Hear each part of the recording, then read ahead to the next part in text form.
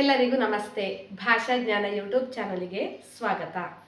ಇವತ್ತಿನ ವಿಡಿಯೋದಲ್ಲಿ SSLC second language Kannada public exam preparation 2026-27 ಇದರಲ್ಲಿ 8-10 ವಾಕ್ಯದಲ್ಲಿ ಯಾವುದೆಲ್ಲ ಇಂಪಾರ್ಟೆಂಟ್ ಅಂತ ನಾನು ಇವತ್ತಿನ ವಿಡಿಯೋದಲ್ಲಿ ಹೇಳ್ತೀನಿ.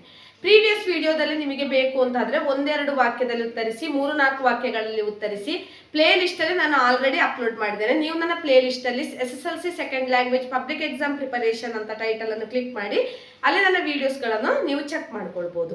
ಸೊ ಈ ಒಂದು ವಿಡಿಯೋದಲ್ಲಿ 8-10 ವಾಕ್ಯಗಳಲ್ಲಿ ಯಾವುದೆಲ್ಲ ತುಂಬ ಇಂಪಾರ್ಟೆಂಟ್ ಅಂತ ನಾನು ಹೇಳ್ತೇನೆ. ಹಾಗೂ ನೀವು ಇದನ್ನು ಕಲಿತ್ರೆ ನಿಮಗೆ 2 in 1 ಅಂದರೆ ನಿಮಗೆ ಅಡ್ವಾಂಟೇಜ್ ಆಗಿ 3-4 ವಾಕ್ಯಕ್ಕೆ ಬಂದರೂ ಕೂಡ ಬರಿಬೋದು. ಇದು ಇಂಪಾರ್ಟೆಂಟ್ ಆದ ಪ್ರಶ್ನೆಯನ್ನೇ ನಾನು ನಿಮಗೆ ಕೊಡ್ತಿರೋದು.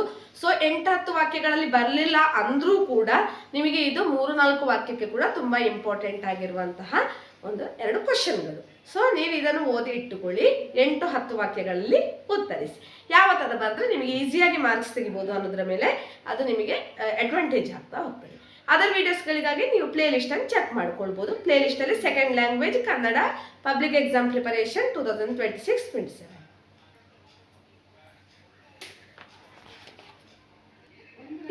ಸದ್ದು ಮಾಡದೆ ಬಾಳಬೇಕು ಎಂಬುದಕ್ಕೆ ಕವಿ ನೀಡುವ ಹೋಲಿಕೆಗಳು ಯಾವುವು ಅಥವಾ ನಿದರ್ಶನಗಳು ಯಾವುವು ಅಂತ ಕೇಳಿದರೆ, ಹಸಿ ಸೌದೆಯು ಬುಸುಗುಟ್ಟಿ ಉರಿದು ಹೋದಾಗ ಜೋರು ಸದ್ದನ್ನು ಉಂಟು ಮಾಡುತ್ತದೆ.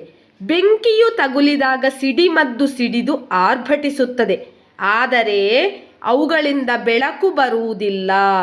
ಆದ್ದರಿಂದ ಜೀವನದಲ್ಲಿ ನಾವು ಮಾಡಿರುವ ಅಲ್ಪ ಸಾಧನೆಯ ಕುರಿತು ಕೂಗಾಡಿ ಹೋರಾಡಿ ಹಾರಾಡಿ ಪ್ರಯೋಜನವಿಲ್ಲ. ಸೂರ್ಯನ ಬಿಸಿಯಾದ ಕಿರಣಕ್ಕೆ ಇಬ್ಬನಿಯು ಸದ್ದಿಲ್ಲದೆ ಕರಗುತ್ತದೆ. ತಟ್ಟೆಯಲ್ಲಿ ಇರುವಂತಹ ಕರ್ಪೂರವು ಮೌನವಾಗಿ ಕರಗಿ ಉರಿದು ದೇವರ ಸೇವೆ ಸಲ್ಲಿಸುತ್ತದೆ, ಬೆಳಕು ನೀಡುತ್ತದೆ. ಹಾಗಾಗಿ ಮಾನವನಾದರೂ ಅಷ್ಟೇ ಸದ್ದಿಲ್ಲದೆ ಬಾಳಬೇಕೆಂಬುದು ಕವಿಯ ಅಭಿಪ್ರಾಯವಾಗಿದೆ. ನಾನಿದು ಮೈನ್ ಆಗಿ ಕೊಟ್ಟದ್ದು, ಇದು ಇಂಪಾರ್ಟೆಂಟ್ ಸೆಂಟೆನ್ಸ್ಗಳಂತ. 2-3 ವಾಕ್ಯಕ್ಕೆ ಕೂಡ ಇದು ಇಂಪಾರ್ಟೆಂಟೇ ಆಗಿರ್ತದೆ. 8-10 ವಾಕ್ಯಕ್ಕೆ ಕೂಡ ಇಂಪಾರ್ಟೆಂಟೇ. ಗೊತ್ತಾಯ್ತಲ್ವ? ಇದು ಸೆಕೆಂಡ್ ಕ್ವಶನ್ ನೋಡಿ.